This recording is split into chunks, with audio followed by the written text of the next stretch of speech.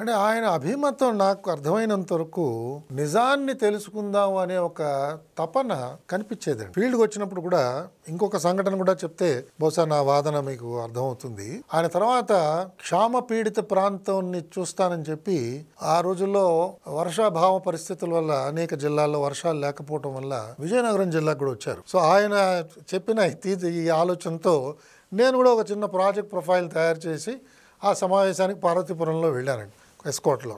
ఎప్పుడైతే టిఆర్ ప్రసాద్ గారు అవకాశం ఇచ్చారో నేను వెంటనే లేచి ముఖ్యమంత్రి గారికి ట్రైబల్ ప్రాంతంలో కాంట్రాక్టర్స్ ప్రమేయం లేకుండా ట్రైబల్స్ ద్వారానే పని చేయడానికి వాళ్ళందరికీ మైనర్ ఇరిగేషన్ సహాయం వారి వ్యవసాయ భూములకి మనం అందించగలిగితే వారి ఆహార ఉత్పత్తి పెరుగుతుంది, ఆ ఉత్పత్తి ద్వారా వారి ఆదాయం పెరుగుతుంది, వారి ఆరోగ్యం మెరుగుపడుతుంది, మధ్యలో మధ్యవర్తులు ఎవరు లేరు కాబట్టి కాంట్రాక్టర్స్ ఆదాయం వాళ్ళకే వెళ్తుంది సార్ నేరుగా. ఈ కార్యక్రమాన్ని అమలు చేయడానికి మీరు సహాయపడితే తప్పకుండా పార్వతీపురం ప్రాంతంలో ఇది పనిచేయడానికి వీలుంటుంది అని నేను చెప్పానండి. సో ముఖ్యమంత్రి గారు ఎప్పుడైతే అవకాశం ఇచ్చారో నేను ఈ విషయం చెప్పాను.